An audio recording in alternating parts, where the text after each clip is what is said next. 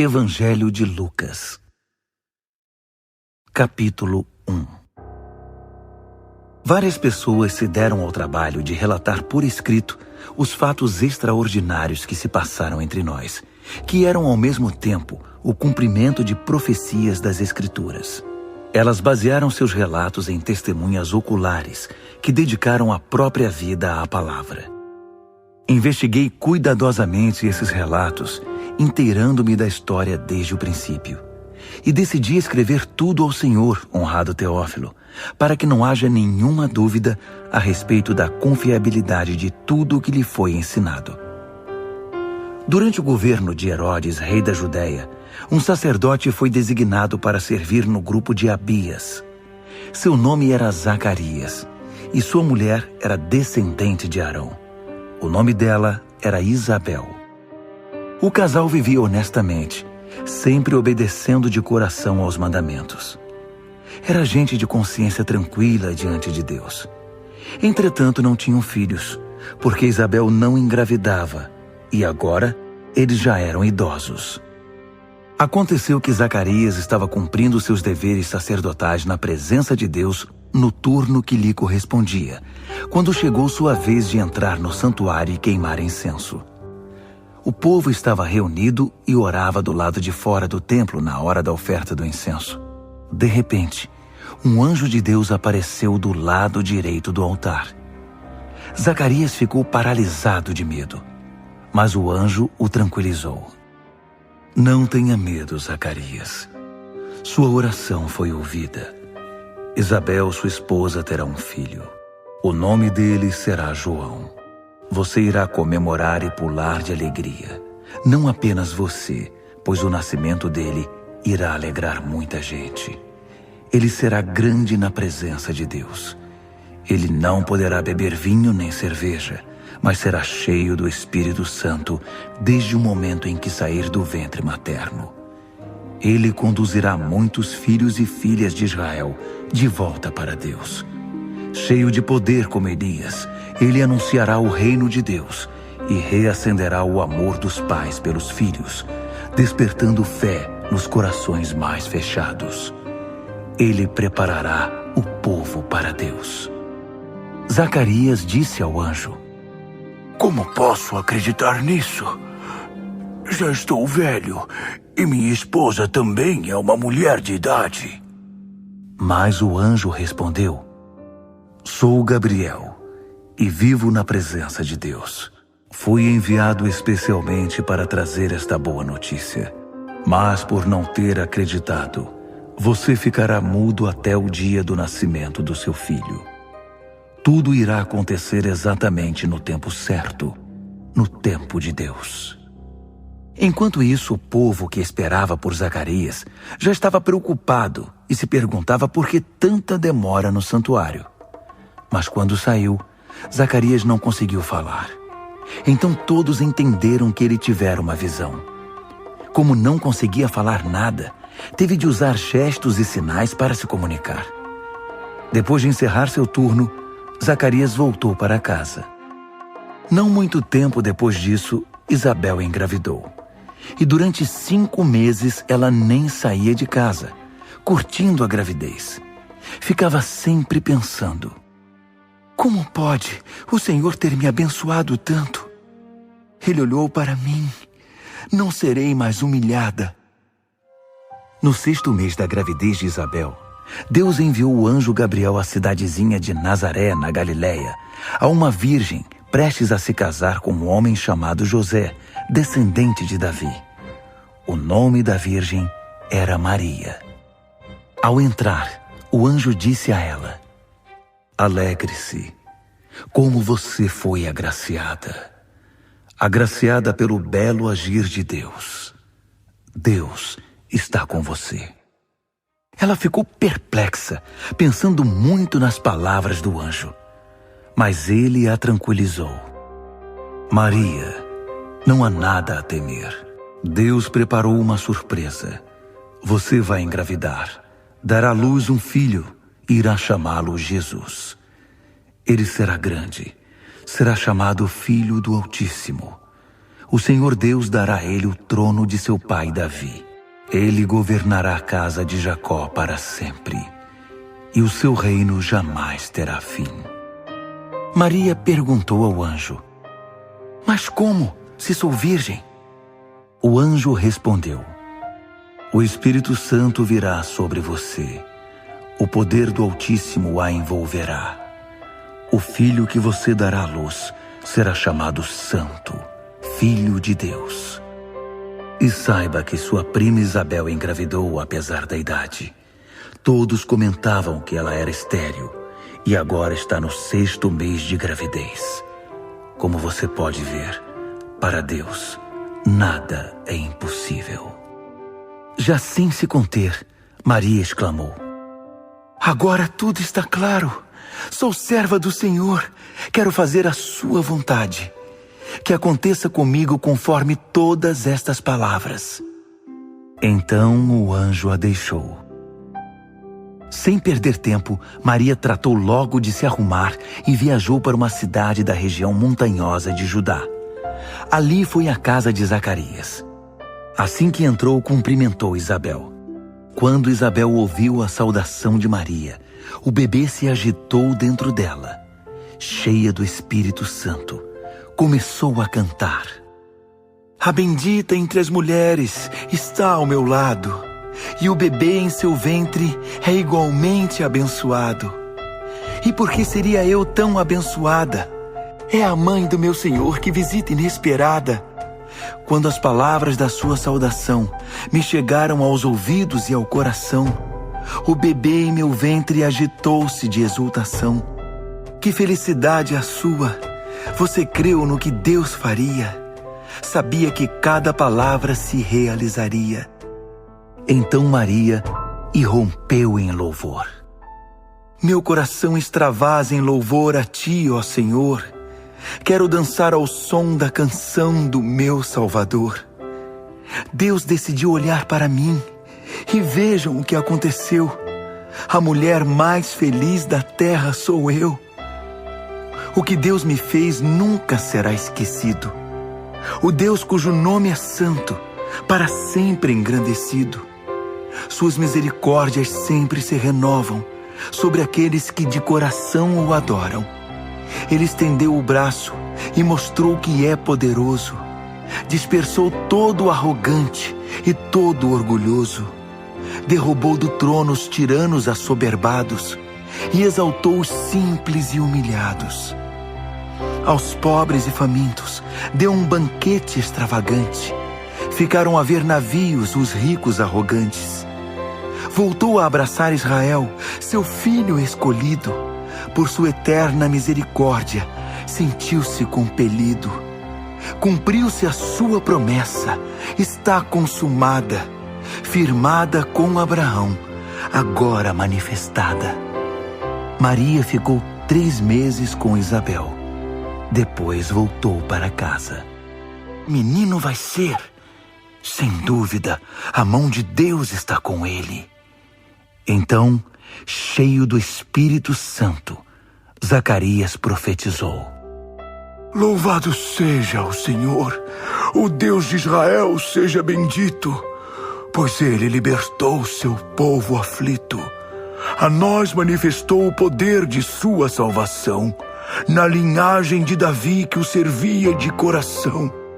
Tal como há muito havia prometido, pela pregação dos seus profetas ungidos, libertação nos concedeu de todo inimigo fatal, e daqueles que nos dispensavam ódio mortal, misericórdia trouxe aos nossos pais amados, pois se lembrou do que prometera no passado.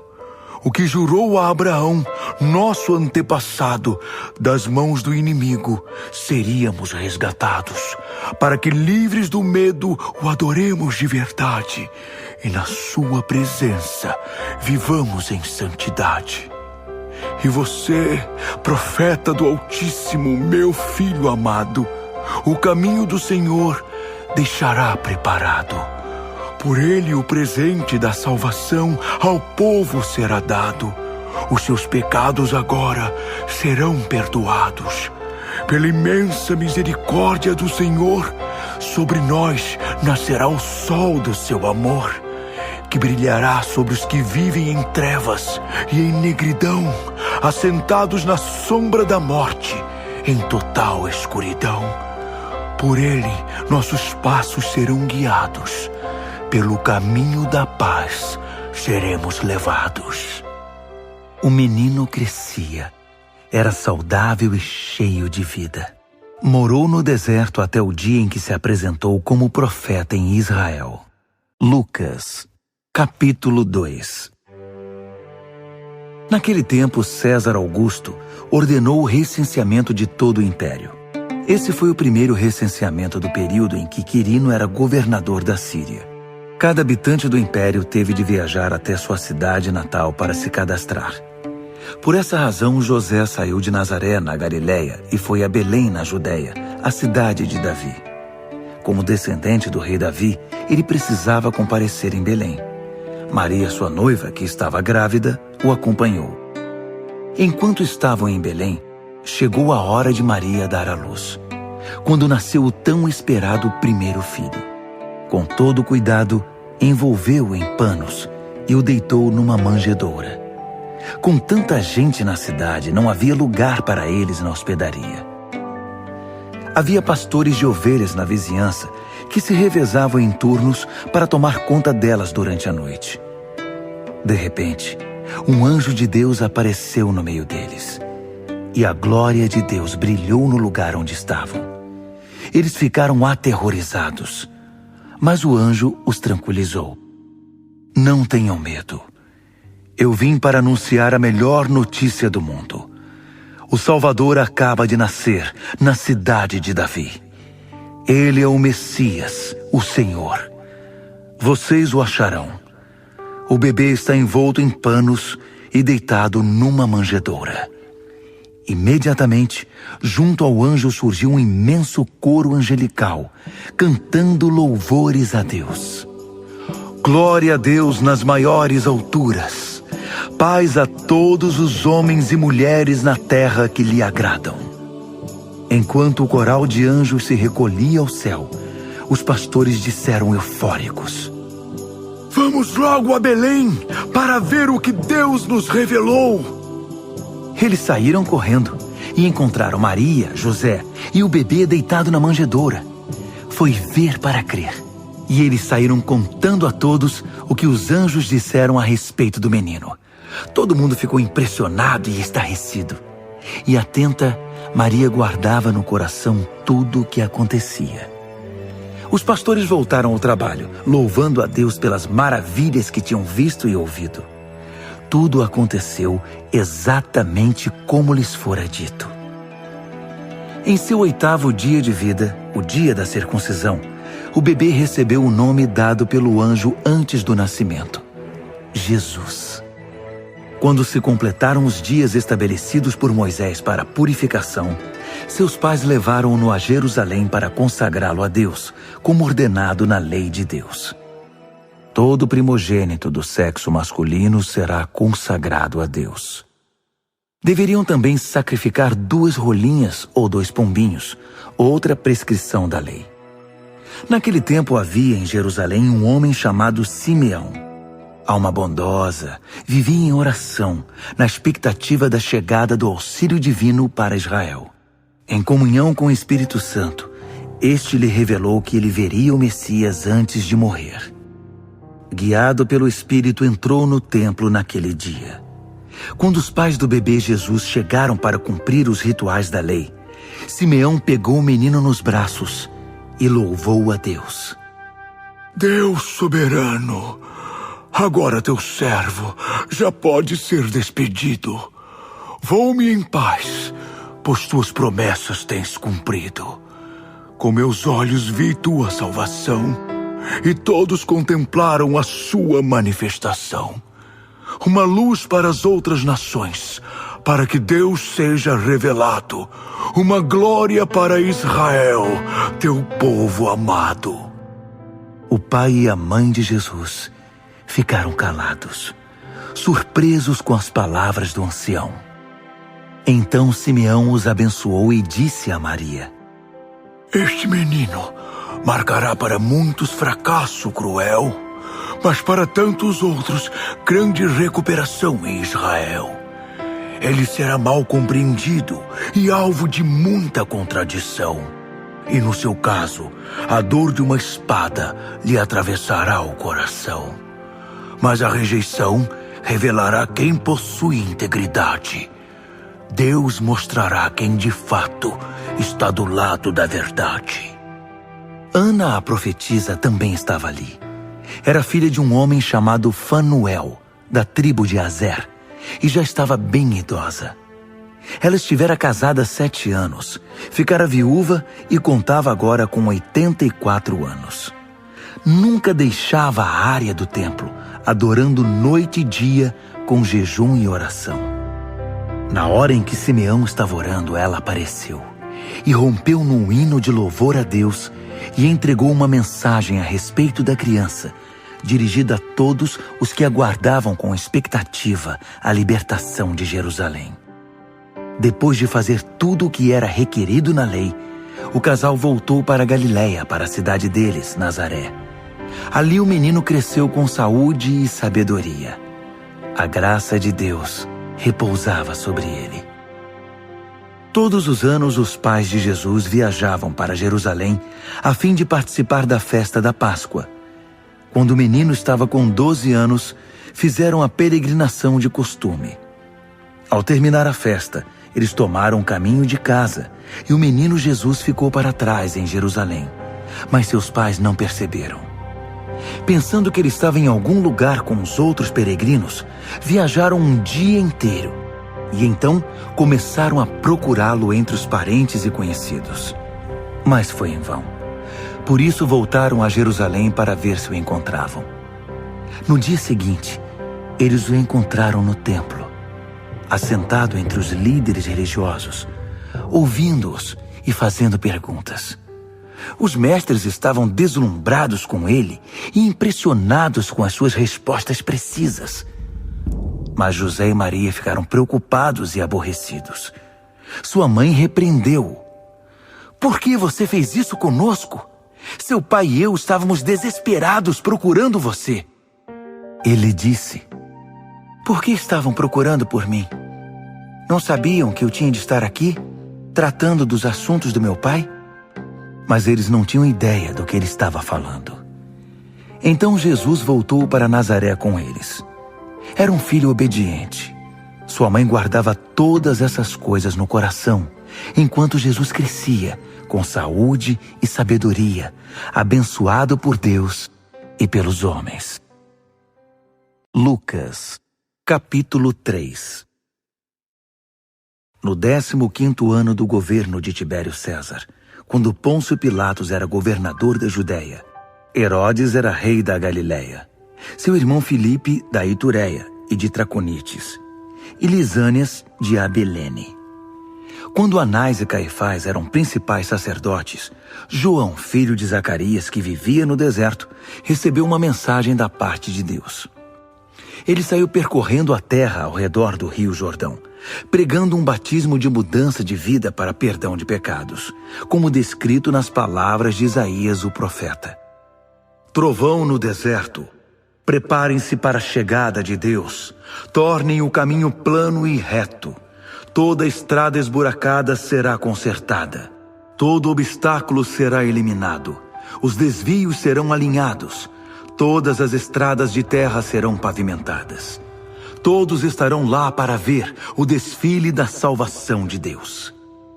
Multidões vieram à procura do batismo, apenas porque parecia ter virado moda. E João esbravejou: Raça de serpentes! O que pretendem, rastejando até o rio? Acham que um pouco de água nessa pele de cobra vai fazer alguma diferença?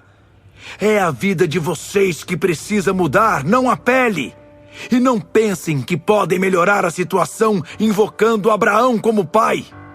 Ser descendente de Abraão não ajuda nesse caso. Os descendentes de Abraão são muitos. Mas até destas pedras Deus pode fazer descendentes de Abraão. O que conta mesmo é a vida. A vida de vocês mostra frutos. Se estiver como madeira morta, só serve para o fogo. A multidão lhe perguntou: O que devemos fazer então? Quem tiver 2 mudas de roupa, dê uma para alguém. O que for contrário à verdade será jogado fora com um lixo para ser queimado. João ainda disse ao povo muitas outras palavras de encorajamento. Era a mensagem. O rei Herodes, porém, não aceitava a censura de João ao seu adultério com Herodias, mulher de seu irmão Filipe. Assim aumentou sua longa lista de maldades com este desatino. Mandou prender João Batista. Depois que todo o povo foi batizado, Jesus também foi batizado. Enquanto ele orava, o céu se abriu e o Espírito Santo, na forma de uma pomba, desceu sobre ele. Com o Espírito, ouviu-se uma voz: Você é meu filho, escolhido e marcado pelo meu amor, a alegria da minha vida. Jesus iniciou sua vida pública com cerca de 30 anos de idade. Era filho, de acordo com a compreensão pública, de José, que era filho de Eli, filho de Matate, filho de Levi, filho de Melque, filho de Janai, filho de José, filho de Matatias, filho de Amós, filho de Naum, filho de Esli, filho de Nagai, filho de Maate, filho de Matatias, filho de Semei, filho de Joseque, filho de Jodá, filho de Joanã, filho de Ressa, filho de Zorobabel, filho de Salatiel, filho de Neri, filho de Melque, filho de Adi, filho de Cozã, filho de Eumadã, filho de Er, filho de Josué, filho de Eliezer, filho de Jorim, filho de Matate, filho de Levi, filho de Simeão, filho de Judá, filho de José, filho de Jonã, filho de Eliaquim, filho de Meleá, filho de Mená, filho de Matatá, filho de Natã, filho de Davi, filho de Jessé, filho de Obede, filho de Boaz, filho de Salmão, filho de Naasson, filho de Aminadab, filho de Admin, filho de Arni, filho de Esrom, filho de Pérez, filho de Judá, filho de Jacó, filho de Isaque, filho de Abraão, filho de Terá, filho de Naor, filho de Serugue, filho de Ragaú, filho de Faleque, filho de Éber, filho de Salá, filho de Cainã, filho de Arfaxade, filho de Sem, filho de Noé, filho de Lameque, filho de Matusalém, filho de Enoque, filho de Jarede, filho de Malaleel, filho de Cainã, filho de Enos, filho de Sete, filho de Adão, filho de Deus. Lucas, capítulo 4. Cheio do Espírito Santo, Jesus deixou o Jordão e foi levado pelo Espírito para o deserto. Durante 40 dias e 40 noites, ele ficou sozinho e passou por uma prova. Foi testado pelo diabo. Não comeu nada todo esse tempo e, por fim, teve muita fome. Percebendo que ele estava com fome, o diabo aplicou a primeira prova. Já que você é o Filho de Deus, dê a ordem que transformará essas pedras em pães. Citando o Deuteronômio, Jesus respondeu: É preciso mais que pão para viver de verdade. Para a segunda prova, o diabo transportou-o até o pico de uma imensa montanha. Tentando ser convincente, mostrou-lhe todos os reinos da terra num relance. Então, fez a proposta. Tudo isso é meu. Eu mando em tudo aqui. E posso entregar estes reinos com o seu fascínio a quem eu quiser. Basta que você me adore e tudo será seu. A resposta de Jesus foi direta e, mais uma vez, recorreu a Deuteronômio. Adore somente ao Senhor seu Deus. Sirva ao Senhor com absoluta inteireza de coração. Para a terceira prova, o diabo levou Jesus a Jerusalém. Ele o pôs na parte mais alta do templo e o desafiou. Já que você é o Filho de Deus, pule! Para instigá-lo, o diabo citou o Salmo 91. Ele o entregou ao cuidado dos anjos. Tanto o protegerão que você não machucará o dedo numa pedra. Jesus contra-atacou com outra citação de Deuteronômio. Não tenha ousadia de testar o Senhor seu Deus. Foi o fim da prova. O diabo retirou-se por um tempo, esperando outra oportunidade. Jesus voltou para a Galiléia, cheio do poder no Espírito. E a notícia de seu regresso correu à região. Ele começou a ensinar nas sinagogas, sendo recebido com entusiasmo e satisfação.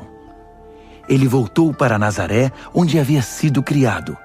Como de costume, foi à sinagoga no sábado. Quando se levantou para ler, tinha nas mãos o livro do profeta Isaías. Abrindo-o, encontrou a seguinte passagem: O Espírito de Deus está sobre mim. Ele me escolheu para pregar a mensagem das boas novas aos pobres. Enviou-me para anunciar perdão aos prisioneiros e a recuperação da vista aos cegos, para libertar os oprimidos e indefesos, para anunciar: este é o ano em que Deus irá agir. Fechando o livro, devolveu-o ao assistente e sentou-se. Todos os olhares eram para ele. Então ele se pronunciou: Vocês acabam de presenciar o cumprimento dessa profecia. Todos os presentes, interessados e curiosos, ficaram surpresos com a declaração. Mas logo alguém lembrou: Este não é o filho de José, que conhecemos desde novo? Ele respondeu: Suponho que vocês irão agora citar o provérbio: Médico, cura-te a ti mesmo. Faz aqui em tua cidade tudo o que nos disseram que fizeste em Cafarnaum. Pois bem, eu vou dizer uma coisa. Nenhum profeta é bem recebido em sua terra. Não havia muitas viúvas em Israel no tempo de Elias, naqueles 3 anos e meio de seca, quando a fome devastou a terra. Mas a única viúva a quem Elias foi enviado estava em Sarepta, em Sidom. Havia muitos leprosos em Israel no tempo do profeta Eliseu, mas o único purificado foi Naamã, o sírio. O argumento deixou todos enfurecidos. Eles o agarraram e o levaram para fora, até o cume de uma montanha situada nos limites da cidade, e queriam jogá-lo lá do alto. Entretanto, ele conseguiu fugir e tratou logo de sair dali. Depois, foi para Cafarnaum, cidade da Galiléia. No sábado, passou a ensinar o povo. Eles estavam impressionados com seu ensino direto e claro, transmitido com autoridade. Bem diferente dos discursos recheados de sofismas e citações com os quais estavam acostumados. Na sinagoga, naquele dia, havia um homem perturbado por um espírito maligno. Ele gritou: Ei! O que você quer conosco, Nazareno? Sei o que você pretende. Você é o Santo de Deus e está aqui para nos destruir. Jesus ordenou: Quieto, saia dele. O espírito demoníaco derrubou o homem na frente de todos, mas saiu sem o ferir. O povo ficou espantado.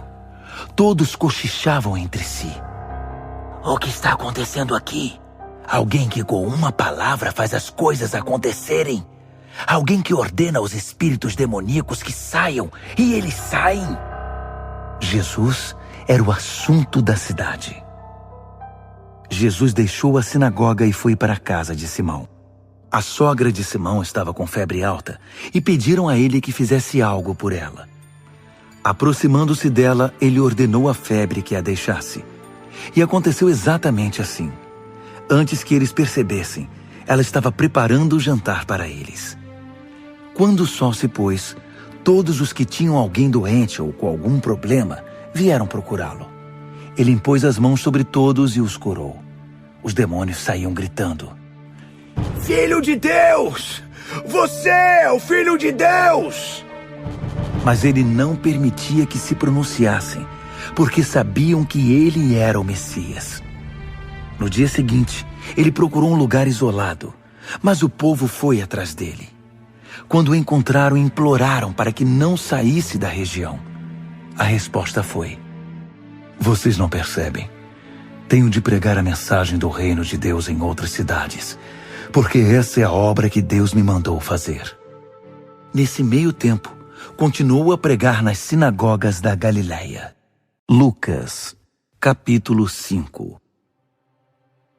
Certa ocasião, ele estava na praia do lago de Genezaré, e a multidão se acotovelava para ouvir melhor a palavra de Deus. Então avistou 2 barcos amarrados, deixados ali pelos pescadores que lavavam as redes. Jesus entrou no barco que era de Simão e pediu ao discípulo que o afastasse um pouco da margem. Usando o barco como púlpito, sentado, ele ensinava a multidão. Quando acabou de falar, disse a Simão: vá para as águas profundas e lance a rede. Simão respondeu: Senhor, pescamos a noite inteira e não pegamos nenhum peixinho. Mas, se o Senhor está mandando, vou lançar a rede. Dito e feito. Eles pegaram tantos peixes que faltou pouco para arrebentar a rede. Foi preciso pedir ajuda aos companheiros do outro barco. Ainda assim, os 2 barcos ficaram tão abarrotados de peixes que quase afundaram. Assim que presenciou aquilo, Simão Pedro ajoelhou-se diante de Jesus e pediu: Senhor, afaste-se de mim. Sou um pecador e o Senhor é santo demais para mim. Deixe-me sozinho. Quando foram conferir a quantidade de peixes, Simão e todos os outros que estavam com ele ficaram boquiabertos. Tiago e João, filhos de Zebedeu, companheiros de trabalho de Simão, tiveram a mesma reação. Então, Jesus disse a Simão: não há o que temer. De agora em diante, você vai pescar pessoas. Eles empurraram o barco até a praia, largaram ali as redes e tudo mais e o acompanharam. Certo dia, numa cidade, havia um homem coberto de lepra. Quando viu Jesus, ajoelhou-se diante dele e disse: Mestre, se o Senhor quiser, pode me purificar. Jesus estendeu a mão, tocou o leproso e disse: Quero, fique limpo. A lepra desapareceu na hora. Jesus então lhe ordenou: não diga nada a ninguém. Apenas se apresente ao sacerdote para que ele confirme a cura e leve a oferta de gratidão a Deus, ordenada por Moisés pela purificação. Que sua vida purificada e grata, não suas palavras, dê testemunha do que eu fiz. Mas o homem não conseguiu se conter e a notícia se espalhou. Logo uma multidão imensa se ajuntou para ouvir e buscar a cura para as suas doenças. Assim que pôde, Jesus se retirou para um lugar isolado a fim de orar. Certo dia ele estava ensinando e alguns fariseus e líderes religiosos estavam presentes. Gente de quase todas as cidades da Galileia e da Judeia e até mesmo da distante Jerusalém se reuniu ali. O poder de Deus para curar estava sobre ele. Alguns homens chegaram carregando um paralítico em sua maca. Eles procuravam um meio de entrar na casa e levá-lo até onde Jesus estava. Como não havia jeito de passar pela multidão, eles subiram ao telhado, removeram algumas telhas e o desceram por ali até o meio do povo e diante de Jesus. Impressionado com tanta fé, Jesus disse: Amigo, eu perdoo os seus pecados. A declaração irritou os líderes religiosos e os fariseus, que cochichavam: Quem ele pensa que é? Isso é blasfêmia. Só Deus pode perdoar pecados. Sabendo o motivo do alvoroço, Jesus lhes perguntou: Por que tanto cochicho? O que acham que é mais fácil? Dizer eu perdoo os seus pecados ou levante-se e ande? Pois bem, para que fique claro que sou o Filho do Homem e estou autorizado a fazer uma coisa e outra, voltou-se para o paralítico e ordenou: Levante-se, pegue sua maca e vá para casa." Sem hesitar, o homem levantou-se, pegou sua maca e foi para casa, dando glória a Deus pelo caminho. As pessoas esfregavam os olhos, custando acreditar no que viam, e louvavam a Deus. Atemorizadas diziam: "Nunca vimos nada assim." Depois disso, Jesus saiu, viu um homem chamado Levi, que era cobrador de impostos, e convidou-o: "Venha comigo." Levi levantou-se, deixou tudo e passou a segui-lo. Levi ofereceu a Jesus um grande jantar em sua casa. Parecia que todos os cobradores de impostos e gente de má reputação haviam sido convidados. Os fariseus e os líderes religiosos foram tomar satisfação com os discípulos. Que exemplo vocês estão dando, andando com essa gente desonesta e essa ralé? Jesus escutou a crítica e reagiu: "Quem precisa de médico? Quem é saudável ou quem é doente? Estou aqui para dar atenção aos de fora, não para mimar os da casa que se acham justos." Eles também questionaram: Os discípulos de João têm o costume de jejuar e orar. Os discípulos dos fariseus também. Mas vocês vivem comendo e bebendo. Por quê? Jesus respondeu: "Numa festa de casamento, vocês não economizam no bolo nem no vinho, porque estão festejando. Depois poderão até precisar economizar, mas não durante a festa. Enquanto o noivo e a noiva estão com vocês, é tudo alegria. Depois que os noivos forem embora, o jejum pode começar. Ninguém joga água fria na fogueira enquanto tem gente em volta. Essa é a vinda do reino." Ele continuou: "Ninguém corta um cachecol de seda para remendar uma roupa velha. Usa-se um remendo que combine. Também não põe vinho em garrafas rachadas. Digo ainda, ninguém que tenha provado um vinho velho da melhor qualidade irá trocá-lo por um vinho novo." Lucas, capítulo 6. Num sábado, Jesus atravessava uma plantação de cereal. Enquanto caminhavam, seus discípulos colheram algumas espigas, as descascaram e comeram. Alguns fariseus reclamaram: Vocês estão quebrando as regras do sábado. Jesus reagiu: "É mesmo? Vocês nunca leram o que Davi e seus companheiros fizeram quando estavam com fome? Como ele entrou no santuário e comeu o pão fresco do altar, que ninguém podia comer, senão os sacerdotes?" Jesus acrescentou: "O Filho do Homem não é escravo do sábado, é o Senhor dele." No outro sábado, ele ensinava na sinagoga. E estava ali um homem com a mão direita aleijada. Os líderes religiosos e fariseus estavam de olho para ver se ele iria curá-lo, quebrando o sábado. Percebendo a intenção deles, Jesus pediu ao homem da mão aleijada: "Fique aqui, onde todos possam vê-lo." Ele obedeceu. Então, ele disse aos presentes: "Que atitude é coerente com o sábado? Fazer o bem ou o mal? Ajudar as pessoas ou deixá-las sem ajuda?" Ele os encarou um a um e ordenou ao homem: "Estenda a mão." Ele a estendeu.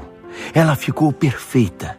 Seus críticos ficaram furiosos e começaram a discutir como dar um basta em tudo aquilo. Por essa mesma época ele foi orar na montanha. Ali ficou a noite inteira em oração na presença de Deus. No dia seguinte reuniu seus discípulos e escolheu 12 deles e os designou como apóstolos: Simão, a quem chamou de Pedro; André, irmão dele; Tiago; João; Filipe; Bartolomeu; Mateus; Tomé; Tiago, filho de Alfeu; Simão, chamado Zelote; Judas, filho de Tiago; Judas Iscariotes, que o traiu. Descendo a montanha com um grupo, Jesus parou na planície. Estava rodeado de discípulos e logo foi cercado também por uma multidão imensa, um mundaréu de gente da Judéia, de Jerusalém e até mesmo das cidades litorâneas de Tiro e Sidom. Vieram desejosos de ouvi-lo e de serem curados de suas enfermidades. Todos tentavam tocar nele. e quando dele saía poder, quem nele tocava era curado. Ele começou a falar: Abençoados são vocês, quando nada têm para oferecer. Quando vocês saem de cena, a mais de Deus e do seu governo. Abençoados são vocês, quando sentem fome de verdade. Ele é comida e bebida, é alimento incomparável. Abençoados são vocês, que sofrem por terem perdido o que mais amavam. Só assim poderão ser abraçados por aquele que é a fonte de toda alegria. Considerem-se abençoados sempre que forem odiados, agredidos, expulsos ou caluniados para me desacreditar. Isso significa que a verdade está perto o suficiente para os consolar. Consolo que os outros não têm. Alegrem-se quando isso acontecer. Comemorem, porque ainda que eles não gostem disso, eu gosto. E os céus aplaudem, pois sabem que vocês estão em boa companhia. Meus profetas e minhas testemunhas sempre enfrentaram essa mesma dificuldade. Mas coitados de vocês, que amam os seus bens materiais, vocês não receberão mais nada. Coitados de vocês que estão satisfeitos com vocês mesmos e com o que têm, vocês passarão necessidade. Coitados de vocês que vivem apenas se divertindo, vocês conhecerão o que é dor de verdade. Coitados de vocês que dependem da aprovação dos outros, sempre preocupados em agradar a todos.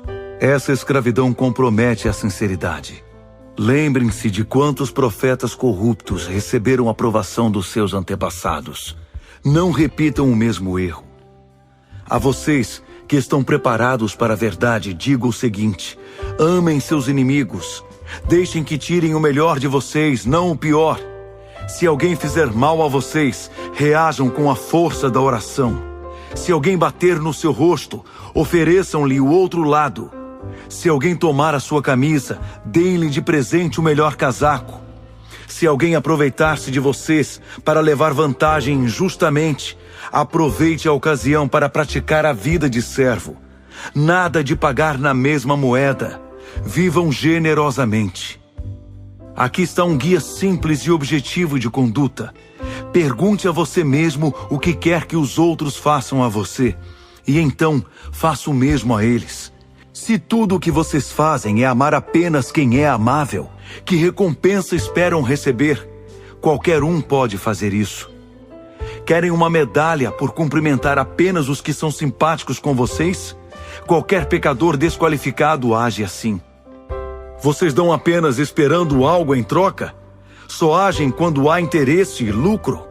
O pior dos agiotas age assim. Digo a vocês, amem seus inimigos.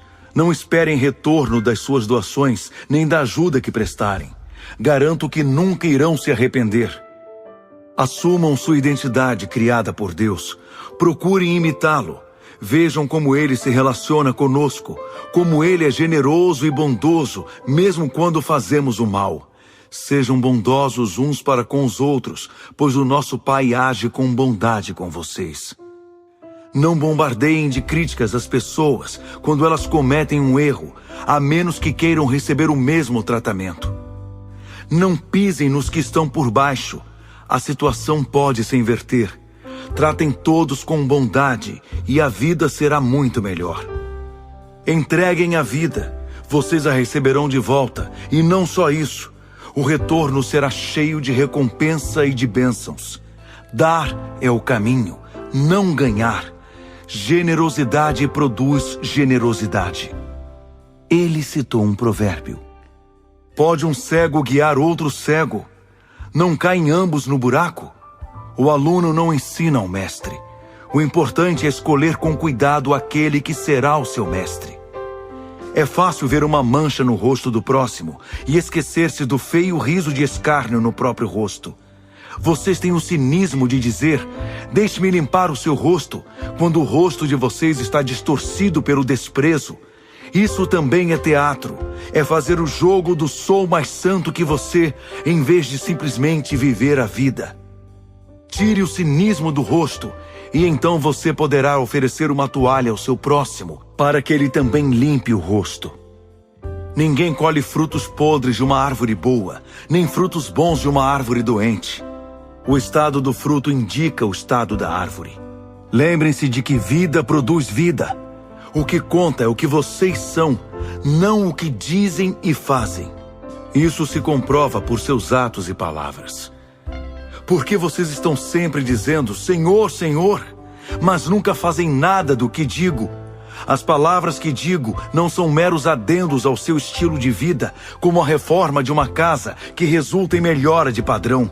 Elas são o próprio alicerce, a base da sua vida. Se vocês puserem essas palavras em prática, serão como pedreiros competentes que constroem sua casa sobre a solidez da rocha. Quando o rio saiu do leito e investiu contra a casa, ela nem oscilou. Foi construída para durar. Mas se vocês usarem minhas palavras apenas para fazer estudos bíblicos, sem nunca aplicá-las à própria vida, não passarão de pedreiros tolos, que constroem sua casa sem dar atenção aos fundamentos. Quando o rio transbordou e avançou contra a casa, ela ruiu como um castelo de cartas. Perda total. Lucas, capítulo 7. Quando acabou de falar, ele entrou em Cafarnaum. O criado de um capitão romano estava à beira da morte. O oficial o estimava muito e queria vê-lo curado. Quando soube que Jesus estava de volta à cidade, enviou os líderes da comunidade judaica, pedindo a sua cura. Os homens insistiram com Jesus. Ele merece isso, porque ama nosso povo. Até construiu nossa sinagoga. Jesus os acompanhou. Ainda faltava muito para chegar, quando um grupo de amigos enviado pelo capitão veio ao encontro dele com este recado. Senhor, não quero que o senhor tenha todo esse trabalho. O senhor sabe que não sou uma boa pessoa. Eu nem mereço a sua ajuda. Basta uma ordem sua e meu criado ficará bom. Sou um homem que recebe e dá ordens. Eu digo a um soldado vá e ele vai. A outro venha e ele vem. Ao meu escravo faça isso e ele faz. Surpreso, Jesus declarou: Ainda não vi esse tipo de fé singela em Israel. O povo que deveria saber como Deus atua. Quando os mensageiros chegaram à casa do capitão, encontraram o criado com perfeita saúde. Não muito depois desse episódio, Jesus resolveu visitar uma cidade chamada Naim. Seus discípulos estavam com ele e uma multidão imensa os seguia. Quando se aproximavam da cidade, viram que estava passando um funeral. O filho único de uma viúva ia ser sepultado. Quando viu a pobre mãe, cheio de compaixão, Jesus lhe disse: Não chore. Em seguida tocou no caixão. Então os carregadores pararam. Foi aí que Jesus lhe ordenou: Jovem, levante-se. Na mesma hora, ele se levantou e começou a falar. E Jesus o entregou à sua mãe. Todos perceberam que havia ali um santo mistério. Deus estava agindo no meio deles. Foram tomados por um temor reverente, mas não podiam conter a explosão de alegria. Não paravam de falar. Deus está de volta! Ele olhou para as necessidades do seu povo! As notícias a respeito de Jesus se espalharam por todo o país. Os seguidores de João informaram seu mestre de tudo isso, e ele enviou 2 deles para perguntar a Jesus: O Senhor é aquele que estávamos esperando, ou teremos de esperar mais? Os homens apresentaram-se a Jesus e disseram: João o Batista nos enviou para perguntar: O Senhor é aquele que estávamos esperando, ou teremos de esperar mais? Naquela hora, Jesus curou muita gente de doenças, problemas e espíritos malignos e vários cegos. Só depois deu a resposta: Voltem e digam a João o que vocês acabaram de ver e ouvir. Os cegos veem, os paralíticos andam, os leprosos são purificados, os surdos ouvem, os mortos ressuscitam, os marginalizados da terra ficam sabendo que Deus está do lado deles. É o que vocês estavam esperando? Então considerem-se muito abençoados. Depois que os mensageiros de João voltaram com a resposta, Jesus resolveu explicar às multidões quem era João. O que vocês esperavam quando foram vê-lo no deserto? Alguém aproveitando o fim de semana? Um magnata em roupa de grife? Esse tipo de gente vive rodeado de celebridades. Afinal, o que vocês foram ver não foi um profeta? Com certeza, um profeta. Talvez o mais importante de que vocês ouviram falar. Ele é o profeta que Malaquias anunciou quando escreveu: enviei meu mensageiro adiante de vocês. Ele preparará a estrada para vocês. Permitam-me dizer o que está acontecendo. Ninguém na história humana é mais importante que João. Mas no reino para o qual ele preparou vocês, a pessoa mais humilde é mais importante que ele. A prova disso é que João batizou gente comum e discriminada, enquanto os fariseus e líderes religiosos desprezavam todos e, achando-se superiores, recusaram o caminho de Deus e o batismo. Com o que posso comparar esta geração? As pessoas se comportam como crianças mimadas, reclamando dos pais. Queremos pular corda, mas vocês estão sempre cansados. Queremos conversar, mas vocês estão sempre ocupados. João Batista veio jejuando, e vocês o chamam de louco. Eu cheguei festejando, e me chamaram de beberrão, amigo da ralé. As pesquisas de opinião parecem não valer muito, não é? Só com a experiência é que se comprova a verdade. Um dos fariseus convidou Jesus para um jantar. Ao chegar à casa do fariseu, Jesus tomou lugar à mesa. Uma mulher, prostituta na cidade, tendo ouvido que Jesus era convidado do fariseu, apareceu no jantar com um frasco de perfume muito caro e derramou-o nos pés de Jesus. Chorando muito, derramava lágrimas sobre os pés dele. Soltando os cabelos, enxugou os pés do Senhor, beijou-os e os ungiu com um perfume. Quando o fariseu, dono da casa, viu a cena, disse consigo mesmo: se este homem fosse o profeta que pensei, saberia que tipo de mulher ela é. Jesus lhe disse: Simão, tenho algo para dizer a você. É mesmo? Diga-me. 2 homens deviam a um banqueiro. Um devia 500 moedas de prata e outro 50. Nenhum dos 2 tinha como pagar. Por isso o banqueiro perdoou a dívida de ambos. Qual deles teria ficado mais agradecido? Simão respondeu: acho que aquele que recebeu o perdão maior. Tem razão, disse Jesus. Então voltou-se para a mulher, mas ainda falando a Simão, perguntou: vê essa mulher? Eu vim à sua casa, e você não me trouxe água para os pés. Ela, porém, derramou lágrimas nos meus pés, e os enxugou com os cabelos. Você nem me cumprimentou direito, mas desde a hora em que cheguei aqui, ela não se cansa de beijar meus pés. Você não me recebeu como é nosso costume, derramando azeite em minha cabeça, mas ela perfumou meus pés. Não foi assim mesmo? A razão de tudo é que ela foi perdoada de muitos pecados. Por isso está tão agradecida. Quem recebe pouco perdão, mostra pequena gratidão. Em seguida, Jesus disse à mulher: eu perdoo seus pecados. Na mesma hora, os outros convidados começaram a criticá-lo pelas costas. Quem ele pensa que é para perdoar pecados?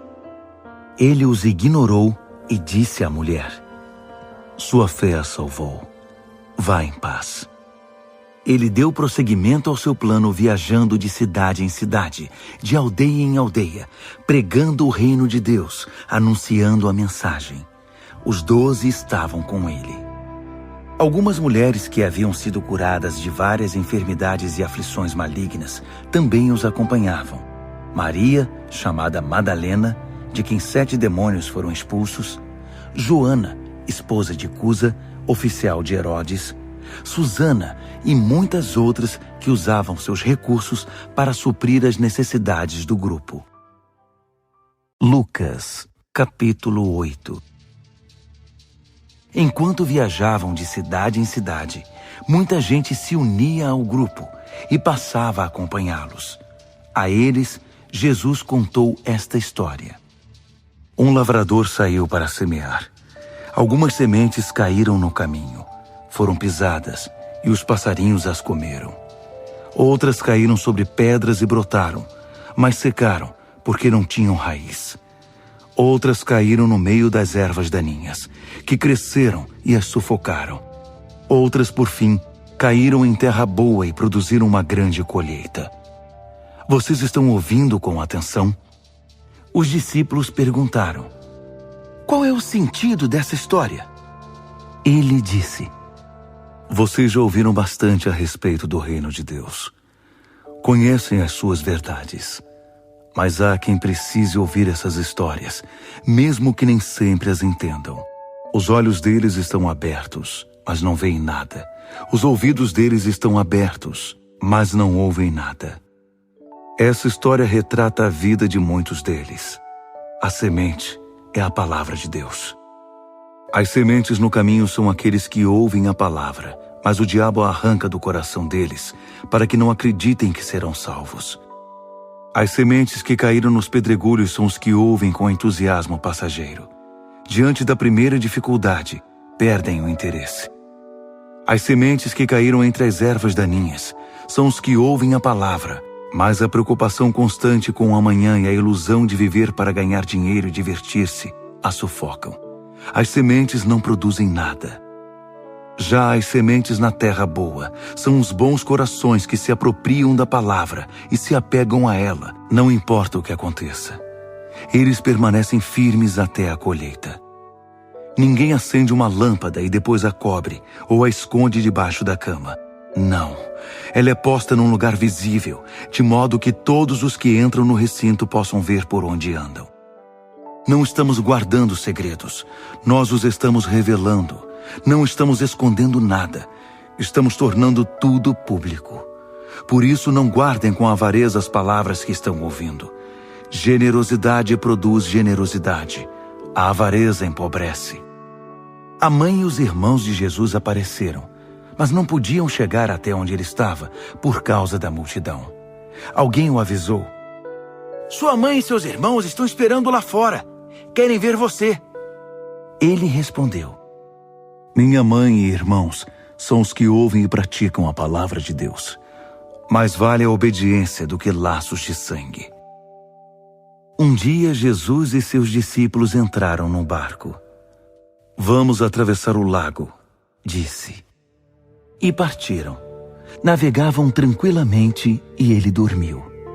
De repente, uma tempestade terrível abateu-se sobre o lago e a água começou a entrar no barco. O naufrágio era iminente, por isso eles foram acordar Jesus. Mestre, nós vamos morrer! Levantando-se, ele ordenou ao vento: silêncio, e disse às águas: acalmem-se. O vento e o mar lhe obedeceram. O lago ficou em plena calmaria. Em seguida, repreendeu os discípulos: vocês não têm fé? Atemorizados e chocados, eles gaguejavam: quem é este homem? Ele dá ordens ao vento e ao mar, e eles obedecem ao comando dele. Eles navegaram até a terra dos Gerazenos, na margem oposta à da Galileia. Quando Jesus desembarcou, um louco da cidade, vítima de demônios, ficou frente a frente com ele. O homem não usava roupas fazia muito tempo. Havia saído de casa e morava no cemitério. Quando viu Jesus, caiu diante dele, gritando: o que queres comigo? Tu és Jesus, o Filho do Deus Altíssimo. Não me castigues! O homem disse isso porque Jesus tinha ordenado ao espírito maligno que saísse dele. O demônio fazia o homem ter convulsões. Por isso ficava sempre vigiado, amarrado com correntes e algemas, mas enlouquecido e dominado pelo demônio, arrebentava as correntes. Jesus perguntou: qual é seu nome? Meu nome é Multidão, foi a resposta, porque eram muitos demônios que afligiam o homem. Em desespero, eles imploravam a Jesus que não os enviasse para o abismo profundo. Perto dali, uma grande manada de porcos estava pastando. Os demônios suplicaram a Jesus que os deixasse entrar nos porcos, e ele permitiu. O resultado foi terrível. Enlouquecidos, os porcos pularam de um penhasco e se afogaram no lago. Aterrorizados, os que cuidavam dos porcos saíram em disparada e contaram tudo o que viram na cidade e por toda a região. O povo foi conferir de perto a situação. Encontraram um homem de quem os demônios haviam saído assentado aos pés de Jesus, usando roupas decentes e em perfeito juízo. A cena era sublime, e por um instante os moradores tiveram mais reverência que curiosidade. Algumas testemunhas do fato contaram a eles como ocorrera a libertação do endemoniado. Entretanto, mais tarde, muitos moradores da região se ajuntaram e pediram a Jesus que saísse logo dali, porque estavam apavorados. Jesus entrou no barco e foi embora.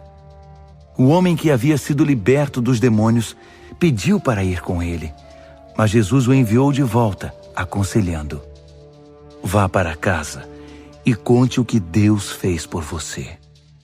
Então ele voltou e anunciou por toda a cidade o que Jesus fizera por ele. Quando voltava, Jesus foi recebido por uma multidão. Todos estavam à espera dele.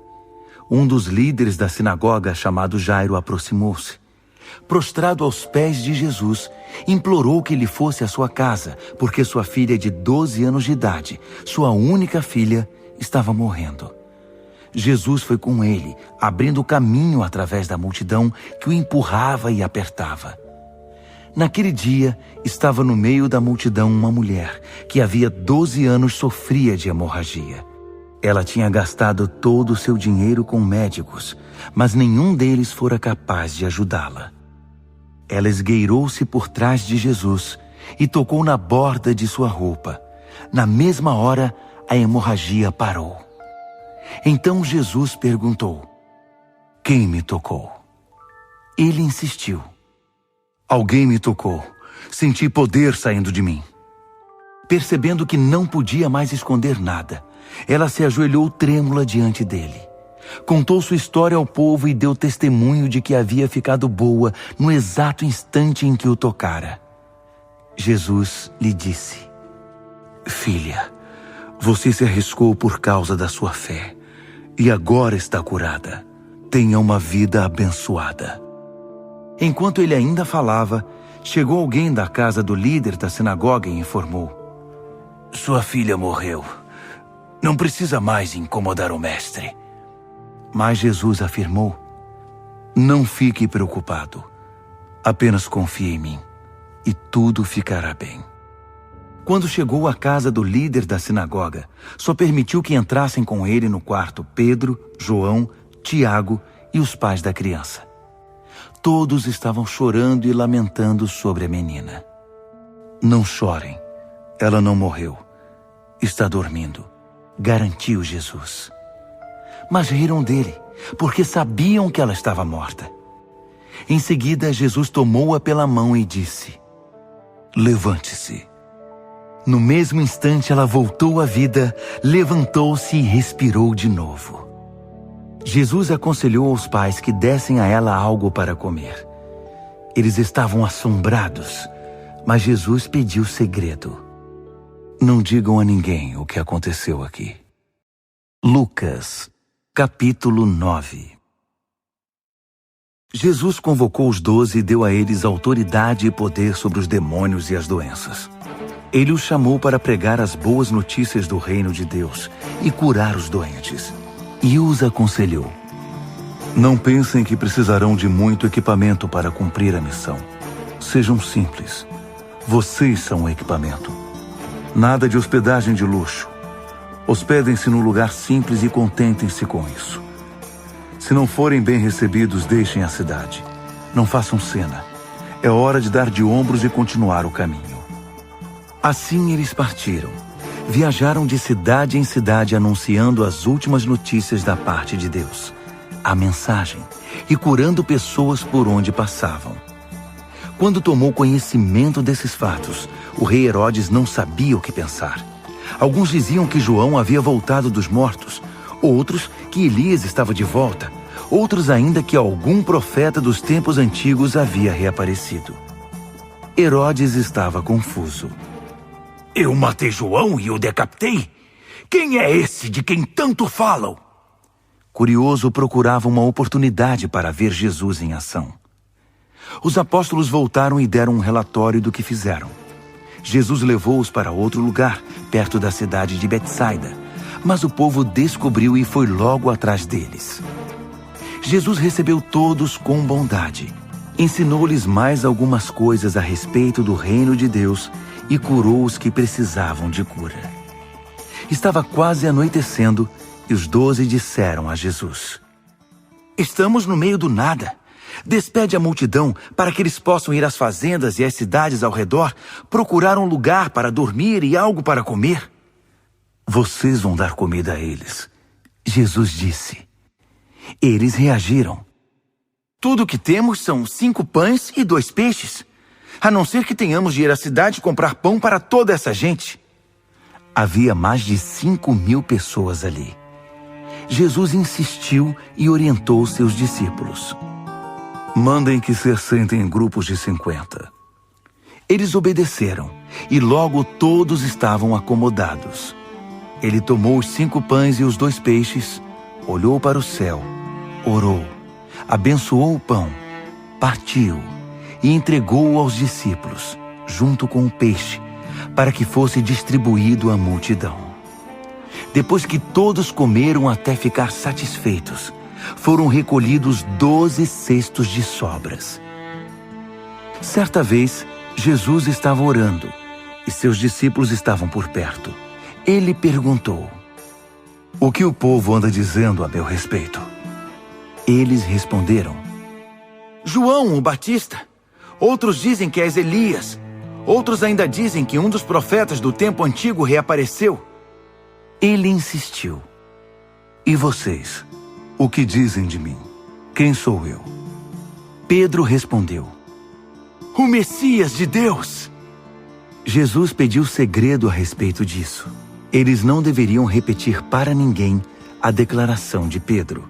E acrescentou: O Filho do Homem terá de passar por sofrimento. Ele será julgado e condenado pelos líderes judaicos, líderes religiosos e principais sacerdotes. Ele será morto, mas ressuscitará no 3º dia. Falou também do que os aguardava. Quem quiser seguir-me tem de aceitar minha liderança. Quem está na garupa não pega na rédea. Eu estou no comando. Não fujam do sofrimento. Abracem-no. Sigam-me e mostrarei a vocês como agir. Autoajuda não é ajuda de jeito nenhum. O autossacrifício é o caminho, o meu caminho, para que vocês descubram sua verdadeira identidade. Qual é a vantagem de conquistar tudo o que se deseja, mas perder a si mesmo? Se algum de vocês tiver vergonha de mim e do caminho pelo qual os conduzo, o Filho do Homem irá envergonhar-se de vocês quando voltar em sua glória com o Pai e os santos anjos. Entendam que não é pouca coisa. Alguns de vocês aqui verão tudo isto acontecer. Verão o reino de Deus com os próprios olhos. Cerca de 8 dias depois, Jesus subiu a um monte para orar e levou consigo Pedro, João e Tiago. Enquanto orava, a aparência de seu rosto mudou e suas roupas ficaram brancas a ponto de ofuscar a vista. 2 homens apareceram para conversar com ele. Eram Moisés e Elias. Que aparição gloriosa! Eles falavam a respeito da partida de Jesus para Jerusalém. Enquanto isso, Pedro e os demais haviam caído no sono. Quando acordaram esfregando os olhos, viram Jesus em sua glória com Moisés e Elias. Depois que Moisés e Elias se retiraram, Pedro disse a Jesus: Senhor, este é o momento sublime. Vamos construir 3 memoriais, um para o Senhor, um para Moisés e outro para Elias. Ele falava sem pensar. Nesse instante, uma nuvem brilhante os envolveu. Dentro da nuvem, todos tiveram profunda consciência da presença de Deus. Lá dentro, ouviram uma voz: "Este é meu filho, marcado pelo meu amor. Ouçam-no." Quando a voz cessou, eles viram Jesus sozinho. Por um bom tempo ficaram em silêncio. Nem mesmo entre si comentaram o que tinham visto. No dia seguinte, quando desceram um monte, uma grande multidão os aguardava. Então um homem gritou do meio do povo: Mestre, por favor, estou suplicando pelo meu filho, meu único filho. Um espírito costuma se apoderar dele. Ele começa a gritar, tem convulsões, fica babando e perde a cor. Pedi aos teus discípulos que o libertassem, mas não puderam. Jesus suspirou. Mas que geração! Vocês não conhecem Deus? Até quando vou ter de aguentar esse tipo de coisa? Quantas vezes ainda vou ter de passar por isso? Traga seu filho aqui. Enquanto o menino era trazido, o demônio derrubou-o ao chão com fortes convulsões. Jesus ordenou ao espírito imundo que saísse, curou o menino e entregou-o ao pai. O povo ficou perplexo e maravilhado diante da majestosa grandeza de Deus. Os discípulos permaneceram ali, ainda não recuperados do assombro diante de tudo que Jesus havia realizado. Ele anunciou ao grupo: "O Filho do Homem está para ser traído por gente que não quer nada com Deus." Eles não sabiam do que ele estava falando. Era como se ele falasse uma língua desconhecida. E mesmo sem entender nada, tinham vergonha de perguntar o que ele estava querendo dizer. Começaram então a discutir sobre quem deles era o maior. Quando Jesus percebeu a importância que davam a isso, pôs uma criança ao seu lado e declarou: "Quem recebe uma dessas crianças como eu estou fazendo, também me recebe. E quem me recebe está recebendo aquele que me enviou. Vocês se tornam grandes pelo que aceitam, não pela opinião que conseguem impor. É o espírito de vocês, não a grandeza, que faz diferença." Então João disse a Jesus: "Mestre, vimos um homem usando o teu nome para expulsar demônios e o impedimos, porque ele não é do nosso grupo." Jesus reprovou-os: "Não o impeçam. Se ele não é inimigo, é aliado." A hora de sua ascensão se aproximava. Numa atitude corajosa, Jesus decidiu ir para Jerusalém e enviou alguns mensageiros a uma cidade samaritana, a fim de fazer preparativos para a viagem. Mas quando os samaritanos souberam que o destino dele era Jerusalém, recusaram-se a recebê-lo. Quando ficaram sabendo disso, Tiago e João disseram: "Mestre, o senhor quer que invoquemos um raio do céu para acabar com eles?" Jesus os repreendeu: "Claro que não." Foram então para outra cidade. No caminho, alguém pediu permissão para acompanhar Jesus. "Com o Senhor, irei para qualquer lugar."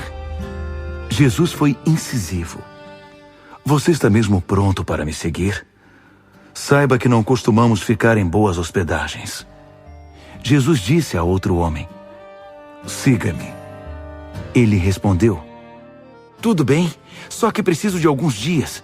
Tenho de acertar a questão do sepultamento do meu pai." Jesus afirmou: "As coisas mais importantes primeiro. A prioridade é a vida, não a morte. A vida é urgente. Anuncie o reino de Deus." Outro declarou: "Estou pronto para seguir o Senhor, mestre, mas antes preciso acertar as coisas lá em casa." Jesus reagiu: "Sem adiamentos. Nada de olhar para trás.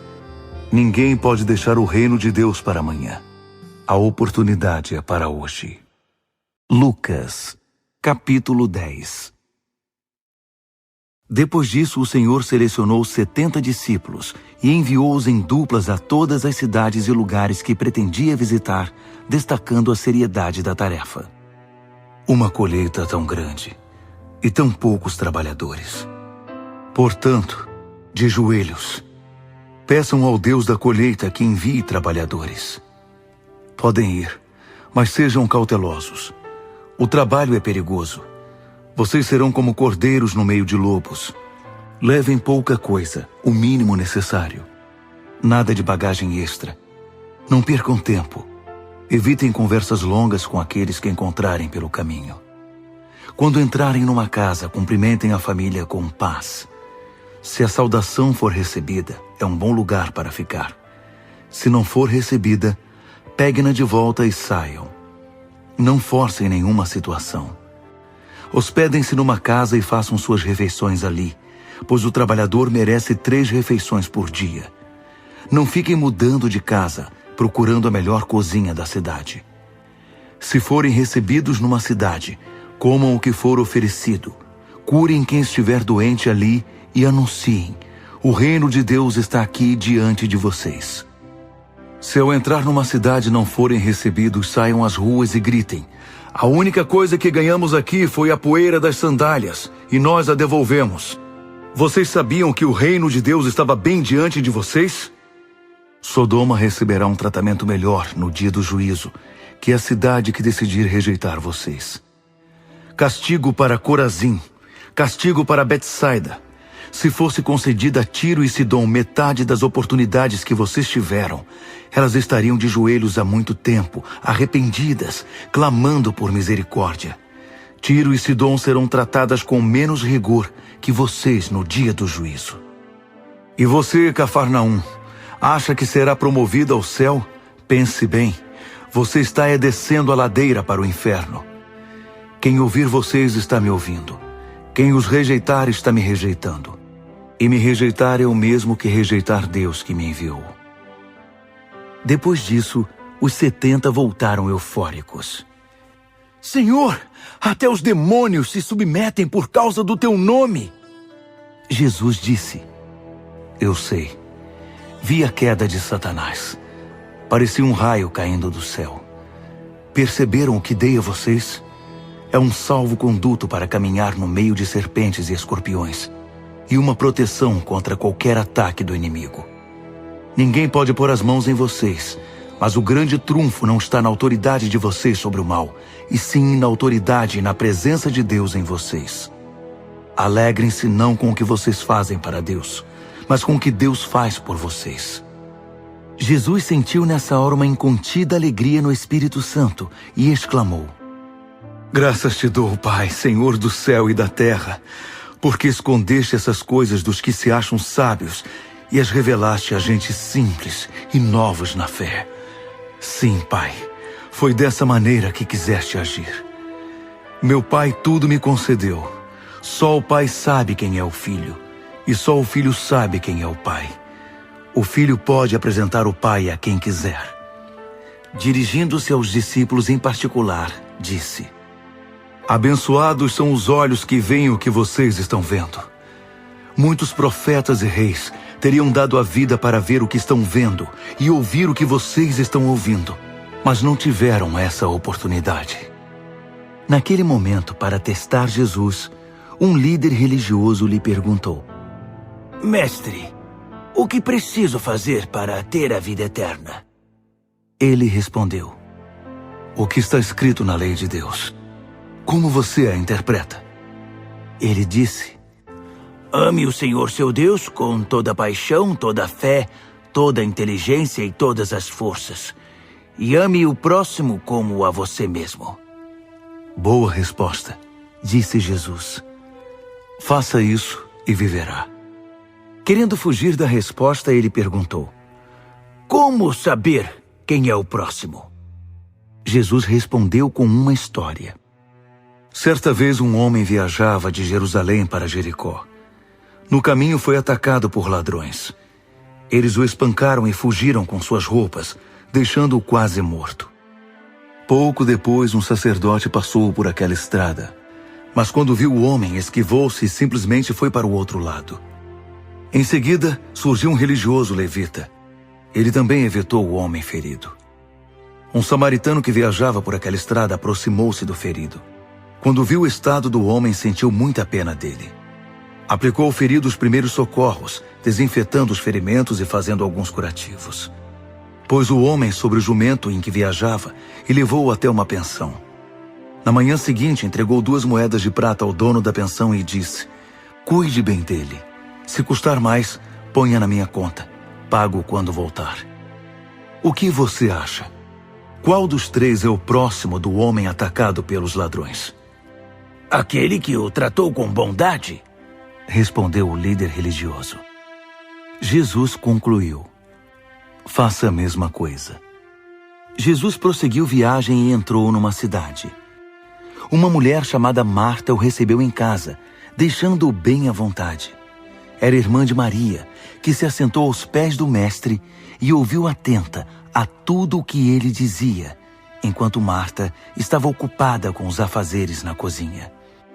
Algum tempo depois, ela os interrompeu.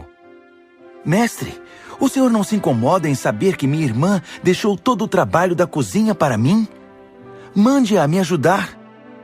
Ele respondeu: minha querida Marta, você está fazendo tempestade em copo d'água.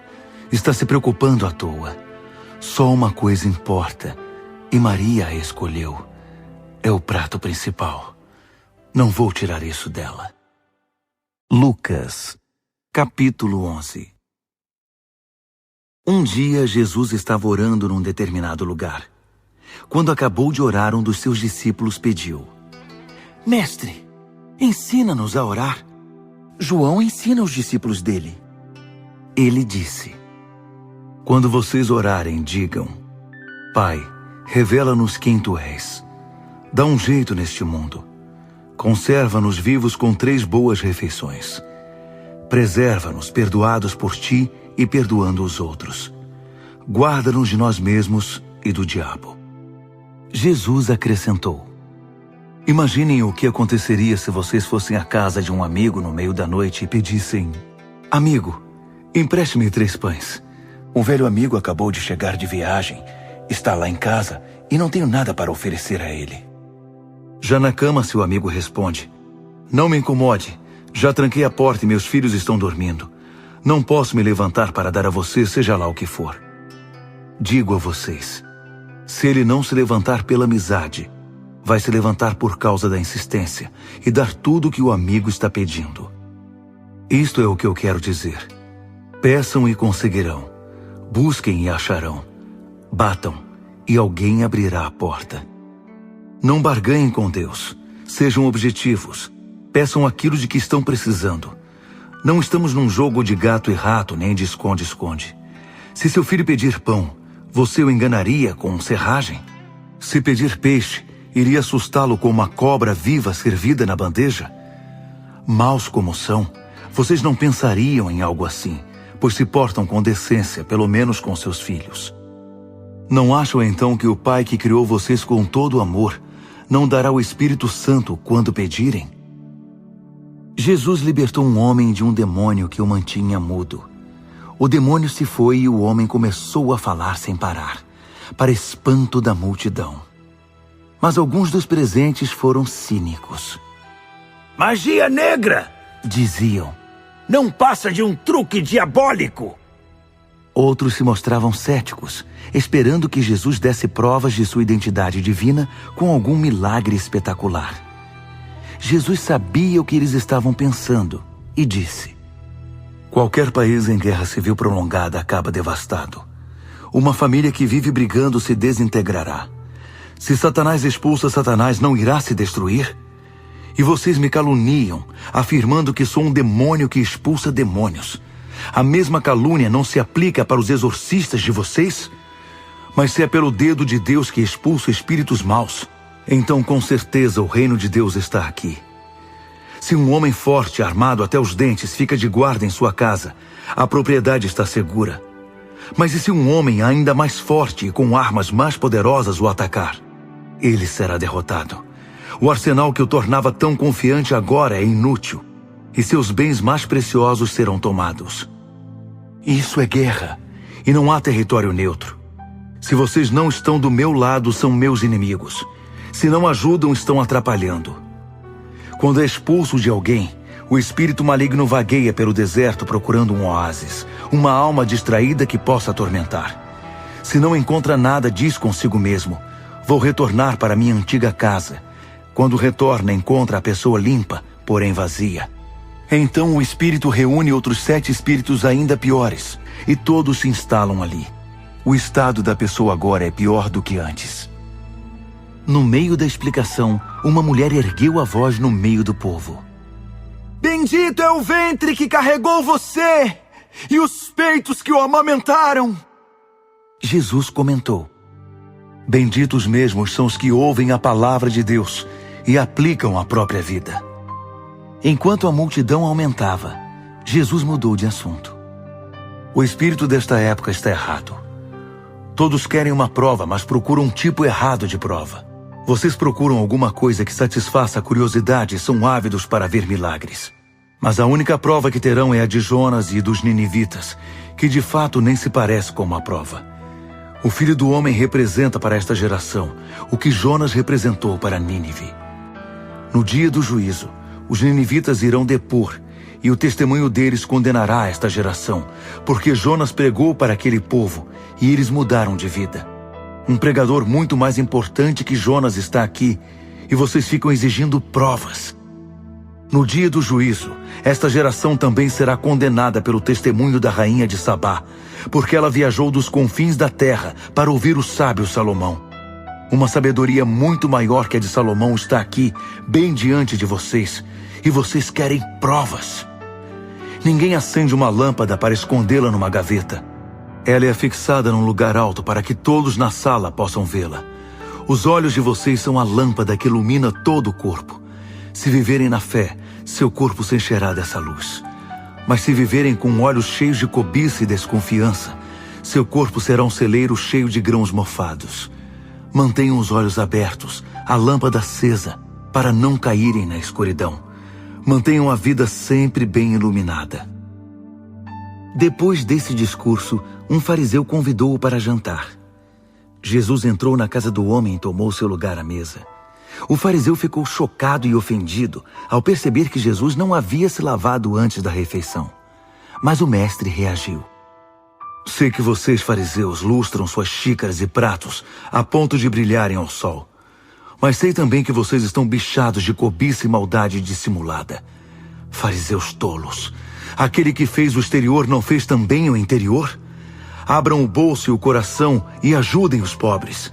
Assim terão também a vida limpa, não só as mãos e os pratos. Estou cansado de vocês. São um caso perdido, impostores. Vocês mantêm registros meticulosos e dão dízimo de cada centavo que ganham, mas arrumam um jeito de burlar o que importa: a justiça e o amor de Deus. A atitude cuidadosa tem o seu valor, mas o essencial é indispensável. Vocês, fariseus, são um caso perdido, impostores. Fazem questão dos lugares de honra no serviço religioso e amam o glamour dos elogios públicos. Impostores! Vocês são como sepulturas sem inscrição. As pessoas passeiam pela superfície bonita, sem suspeitar da podridão 7 palmos abaixo. Um dos líderes religiosos protestou. Mestre, o senhor percebe que está nos insultando? Ele respondeu. Sim, e vou ser ainda mais claro. Vocês, líderes religiosos, são um caso perdido. Sobrecarregam as pessoas com regras e regulamentos até quase quebrarem a coluna, mas não erguem um dedo para ajudá-las. Vocês são um caso perdido. Constroem túmulos para os profetas que seus antepassados mataram, mas esses túmulos, na verdade, são monumentos aos seus antepassados assassinos e confirmam o que diz a sabedoria de Deus. Vou enviar profetas e apóstolos, mas eles irão matá-los e expulsá-los. Isso significa que cada gota de sangue justo, derramado desde o começo do mundo até agora, desde o sangue de Abel até o de Zacarias, que foi trucidado entre o altar e o santuário, está sobre a cabeça de vocês. Sim, tudo isso será cobrado desta geração. Vocês, líderes religiosos, são um caso perdido. Vocês tomam a chave do conhecimento, mas é para fechar portas, não para abri-las. Não entram, nem deixam ninguém entrar. Assim que Jesus deixou a mesa, os líderes religiosos e os fariseus explodiram de raiva. Ficaram analisando as declarações dele, em busca de algo que pudessem usar como armadilha para apanhá-lo. Lucas, capítulo 12. Nessa época era comum milhares de pessoas se reunirem à volta dele, um pisando no pé do outro. Mas a preocupação maior de Jesus era com seus discípulos, a quem alertou: vigiem vocês mesmos, para que não sejam contaminados com o fermento dos fariseus, com a falsidade deles. Vocês não podem manter sua verdadeira identidade escondida para sempre. Logo ela será exposta. Vocês não podem manter uma máscara religiosa o tempo todo. Cedo ou tarde a máscara vai cair, e a verdadeira face religiosa de vocês será conhecida. Vocês não podem falar uma coisa em particular e pregar o oposto em público. Chegará o dia em que a verdade será conhecida em toda a cidade. Falo a vocês como amigos queridos. Não permitam que as ameaças dos terroristas religiosos reduzam vocês ao silêncio ou a declarações fingidas. É claro que eles podem matá-los, mas o que mais poderão fazer? Nada do que façam poderá atingir a alma de vocês, a essência do seu ser. Tenham temor a Deus, que é quem conserva nas mãos a vida, corpo e alma. Quanto valem 2 ou 3 passarinhos? Não é muita coisa, mas Deus cuida de cada um deles. Pois saibam que Ele dá muito mais atenção a vocês, cuidando nos mínimos detalhes, a ponto de contar os fios de cabelo da cabeça de cada um. Por isso não fiquem preocupados com essas ameaças. Vocês valem mais que 1 milhão de passarinhos. Deem testemunho de mim a todos, e o Filho do Homem dará testemunho a favor de vocês na presença de todos os anjos de Deus. Mas se fingirem que não me conhecem, acham que vou defendê-los diante deles? Se vocês difamarem o Filho do Homem por equívoco de interpretação ou por ignorância, esse erro será perdoado. Mas se vocês conscientemente atacarem o Espírito Santo para atingir Deus, o perdão não será possível. Quando vocês forem levados a todo tipo de tribunal, não se preocupem com nenhuma estratégia de defesa, ou seja, com o que dizer ou como falar na presença do juiz. As palavras certas surgirão na hora, por obra do Espírito Santo. Do meio da multidão, alguém pediu: mestre, ordene ao meu irmão que me dê uma porção justa da herança da família. Jesus respondeu: o que o faz pensar que eu devo ser juiz ou mediador de vocês? Dirigindo-se ao povo, continuou: tomem cuidado. Protejam-se de todo tipo de ganância. A vida não é definida pelas coisas que vocês têm. Em seguida contou esta história. A fazenda de um homem rico produziu uma colheita extraordinária. Mas preocupado, ele falou consigo mesmo: e agora? Meu celeiro não é grande o bastante para guardar esta colheita. Então decidiu: já sei o que vou fazer.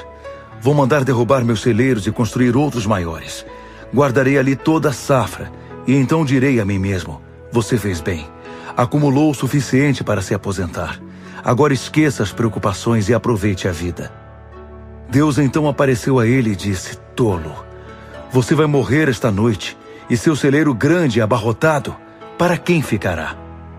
É isso que acontece quando você enche seu celeiro do próprio eu, não de Deus.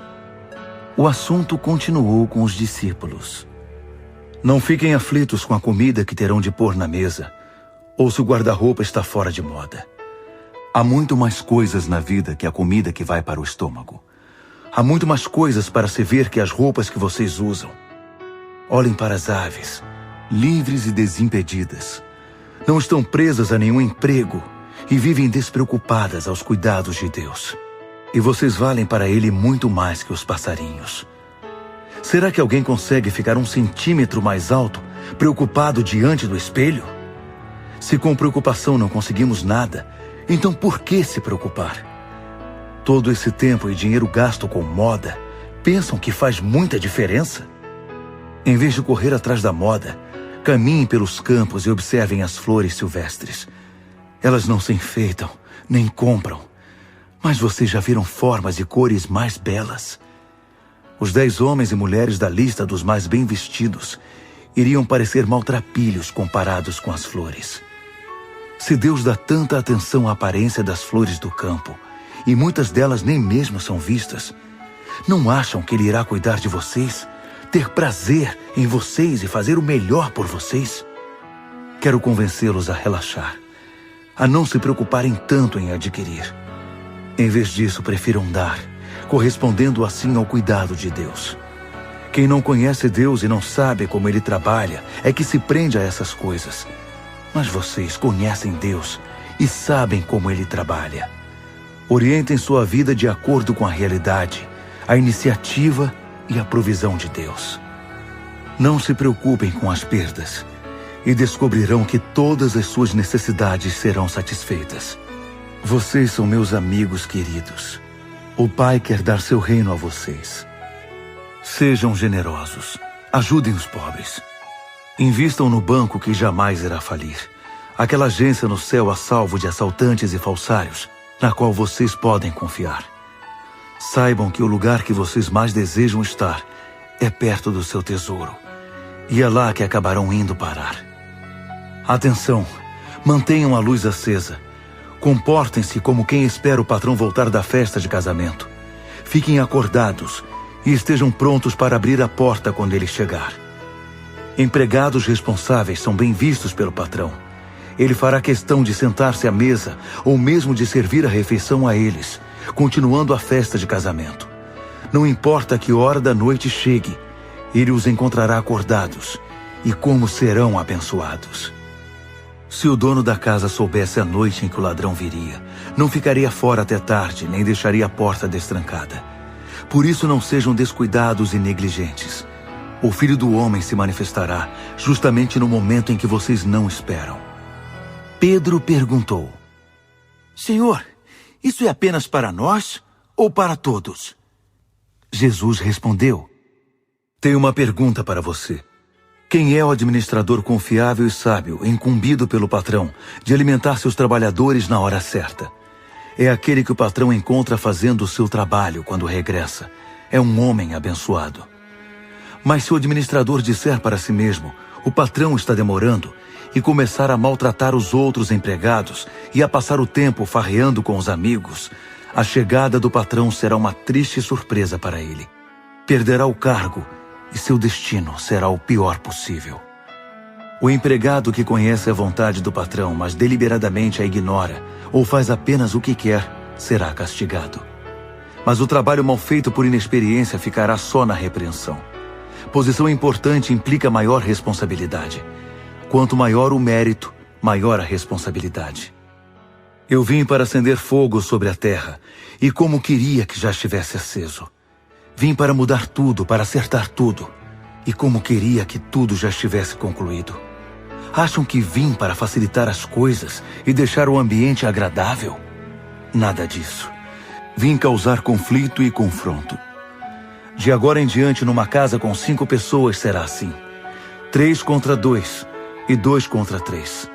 Pai contra filho e filho contra pai. Mãe contra filha e filha contra mãe. Sogra contra nora e nora contra sogra. Dirigindo-se à multidão, Jesus disse: Quando nuvens surgem do oeste, vocês logo pensam com razão: vem uma tempestade aí. Quando o vento vem do sul, vocês dizem acertadamente: vai fazer calor. Portanto, não tentem me enganar. Vocês sabem quando o tempo vai mudar. Por isso não venham me dizer que não percebem a mudança no tempo de Deus, a nova estação que Ele inaugura. Não é preciso ser gênio para entender essas coisas. Basta usar o bom senso, o mesmo que vocês usam quando tentam um acordo com um acusador, ao perceber que se o caso for ao juiz, vocês correm o risco de ir para a cadeia ou pagar uma multa pesada. É o tipo de decisão que espero de vocês. Lucas, capítulo 13. Foi nessa ocasião que vieram contar a ele sobre os galileus que Pilatos matou durante um culto, misturando o sangue deles com o dos sacrifícios. Jesus comentou: Vocês acham que esses galileus assassinados eram piores que o restante dos galileus? De modo algum. E a não ser que vocês se voltem para Deus, irão morrer também. Outro dia, em Jerusalém, 18 homens morreram esmagados quando a torre de Siloé desabou sobre eles. Acham que eles eram os piores cidadãos entre todos os habitantes da cidade? De modo algum. E a não ser que vocês se voltem para Deus, irão morrer também. Em seguida, Jesus contou-lhes esta história. Um homem tinha uma figueira plantada em sua propriedade, mas na época de figos não havia um fruto sequer. Ele disse ao agricultor: O que está acontecendo? Há 3 anos tento colher figos desta árvore e nada. É melhor cortar. Por que desperdiçar terra boa? O homem lhe pediu: vamos dar a ela mais 1 ano. Vou cavar ao redor e jogar adubo. Talvez comece a produzir no ano que vem. Se não der nada, vamos cortá-la. Jesus estava ensinando numa sinagoga. Havia ali uma mulher tão encurvada pela artrite que não podia sequer olhar para cima. Ela era afligida por aquela doença havia 18 anos. E Jesus disse a ela: mulher, você está livre. Impôs as mãos sobre ela e ela ficou boa na hora, dando glória a Deus. Furioso por ver Jesus curar num sábado, o líder da sinagoga disse à congregação: 6 dias foram estabelecidos como dias de trabalho. Venham num desses dias para ser curados, mas não no sábado, o 7º dia. Jesus reagiu: chega de enganar o povo. Todo sábado vocês tiram seus animais do estábulo e os levam para beber água, sem se preocupar com o dia. Então, onde está o erro de libertar hoje esta filha de Abraão amarrada por Satanás há 18 anos? Com essa resposta, seus críticos ficaram envergonhados e perdidos. Mas o povo era só alegria e não parava de comemorar. Jesus disse em seguida: como posso explicar o reino de Deus para vocês? Que ilustração posso utilizar? É como a semente que um homem planta no quintal. Ela cresce e se torna uma árvore imensa com galhos grossos, e as aves fazem ninhos ali. Ele deu outro exemplo. Como posso explicar o reino de Deus? É como o fermento que uma mulher usa para fazer pão. Depois só espera a massa crescer. Ele ensinava de cidade em cidade, mas não se desviava do objetivo principal de sua jornada, que era Jerusalém. Alguém perguntou: mestre, é certo que só uns poucos serão salvos? Ele respondeu: se são poucos ou muitos não é o mais importante. Concentre-se em sua vida com Deus. O caminho para a vida, para Deus, exige dedicação total.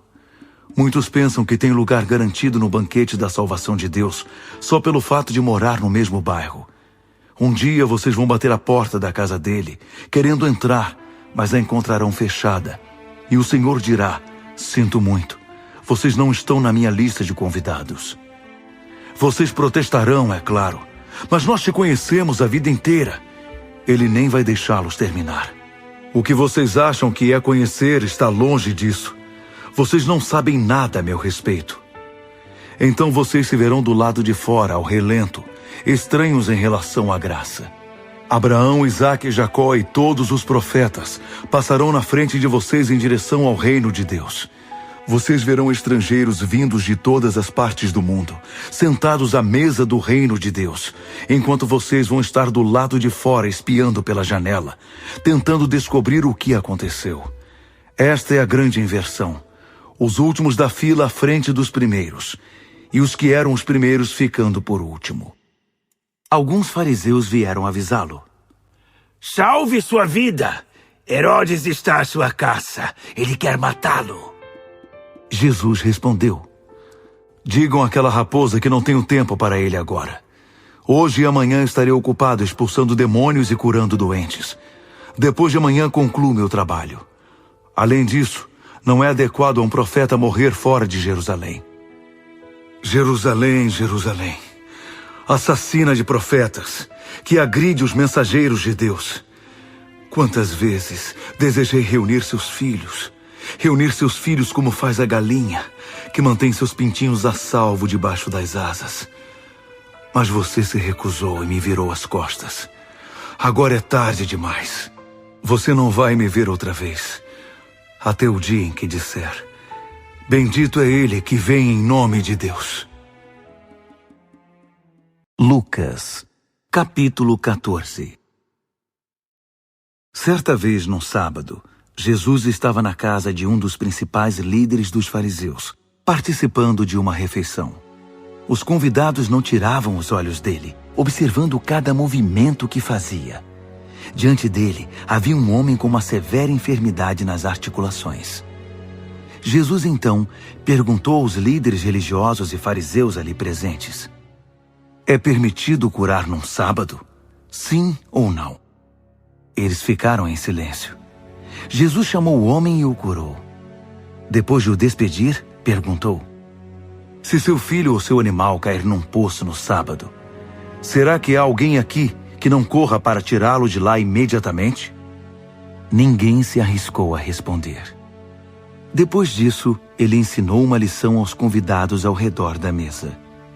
Percebendo que alguns disputavam o lugar de honra, disse: quando alguém convidar vocês para um jantar, não ocupem o lugar de honra.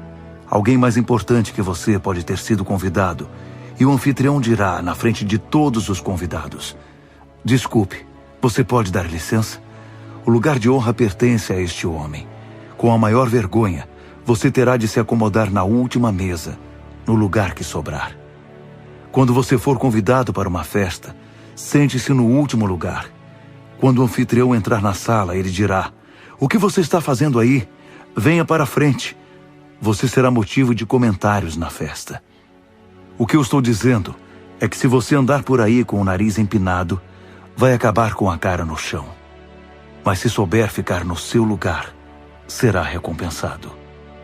Dirigindo-se ao anfitrião, Jesus aconselhou: da próxima vez que você oferecer um jantar, não convide apenas amigos, familiares e vizinhos ricos que podem retribuir o favor.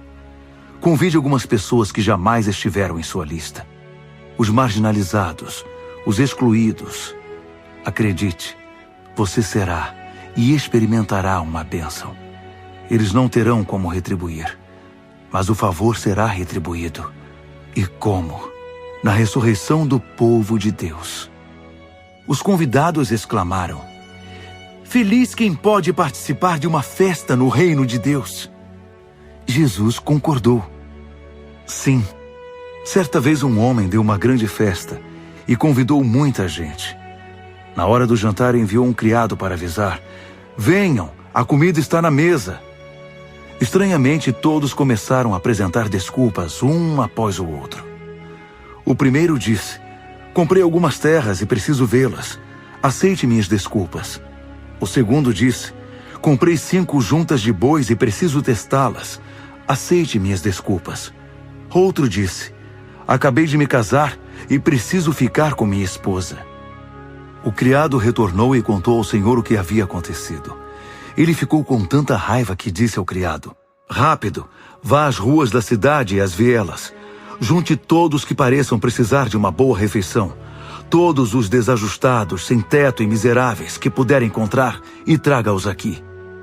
O criado informou: fiz o que o senhor mandou, mas ainda sobraram lugares. O homem ordenou: vá para a periferia e traga para cá qualquer um que encontrar. Quero a casa cheia. Vou dizer uma coisa: nenhum daqueles a quem mandei convite vai participar da minha festa. Certo dia, reunido com um grande número de pessoas, Jesus declarou: quem quiser me seguir, mas se recusar a deixar pai, mãe, marido, mulher, filhos, irmãos e irmãs, sim, até a si mesmo, não pode ser meu discípulo. Será que alguém começa a construção de uma casa sem primeiro fazer um orçamento para calcular o custo? Se você construir apenas os alicerces e ficar sem dinheiro, vai passar por tolo. Quem passar por ali vai até caçoar de você. Olhem, ele começou a casa e não pôde terminar. Vocês conseguem imaginar um rei indo para a guerra contra outro rei, sem primeiro decidir se é possível com seus 10.000 soldados encarar os 20.000 do outro? Se ele concluir que não pode, não vai preferir enviar um emissário para propor uma trégua? Simplificando, se não estiverem dispostos a renunciar até o que há de mais importante na vida de vocês, sejam planos, sejam pessoas, não estão preparados para ser meus discípulos. O sal é excelente, mas se ele perder o sabor, não serve para nada. Vocês estão entendendo? Lucas, capítulo 15.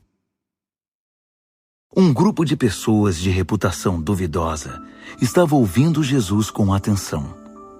Os fariseus e líderes religiosos, incomodados, começaram a reclamar.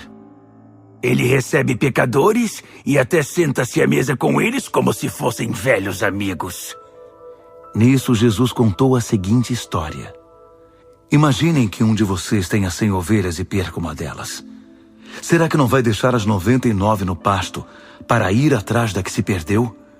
E quando a encontrar, ficará feliz da vida e a levará nos ombros de volta para casa.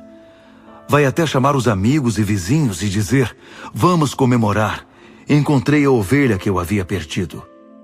Acreditem, há mais alegria no céu pela vida resgatada de um pecador que por 99 pessoas que acham que não precisam de salvação. Imaginem uma mulher que tenha 10 moedas e perca uma delas. Será que ela não vai pegar uma lanterna e vasculhar a casa até encontrá-la? E quando a encontrar, vai chamar os amigos e vizinhos e dizer: vamos comemorar, achei a moeda que eu havia perdido. Acreditem, cada vez que uma alma perdida se reencontra com Deus, os anjos também comemoram. Ele contou outra história. Um homem tinha 2 filhos. O mais novo disse ao pai: quero minha herança agora mesmo. O pai então dividiu a propriedade entre os 2 filhos. Não se passou muito tempo e o filho mais novo arrumou as malas e foi morar num país distante. Por ser indisciplinado e esbanjador, desperdiçou tudo o que possuía. Estava já sem dinheiro quando uma seca devastou aquele país e ele começou a passar necessidades. Um cidadão o contratou para cuidar de porcos e, para piorar, ninguém lhe dava nada. Ele chegou a passar tanta fome que teve vontade de comer a lavagem dos porcos. Isso o fez cair na realidade. Ele pensou: os empregados do meu pai têm 3 refeições por dia e eu estou aqui morrendo de fome. Já sei. Vou voltar para casa e dizer ao meu pai: pequei contra Deus e contra o Senhor. Não mereço nem ser considerado seu filho. Ser um dos seus empregados já está muito bom. Decidido, levantou-se e tomou o caminho de casa. Ele ainda estava bem longe na estrada quando o pai o avistou. O coração do velho disparou e ele correu para abraçar e beijar o filho, que começou seu discurso: pai, pequei contra Deus e contra o Senhor. Não mereço nem ser chamado de seu filho outra vez. O pai nem quis escutar. Chamou os empregados e ordenou: rápido, tragam uma roupa decente para ele. Tragam também o anel da família e um par de sandálias. Depois vão buscar uma novilha bem gorda e preparem um churrasco. Vamos festejar. Vamos nos divertir. Meu filho está aqui, vivo. Não está mais perdido. Foi achado e a festa começou. Tudo isso se deu enquanto o filho mais velho estava no campo. No final do dia, ele voltou para casa. Ao se aproximar, ouviu o som da música e das danças. Intrigado, perguntou a um dos empregados o que estava acontecendo.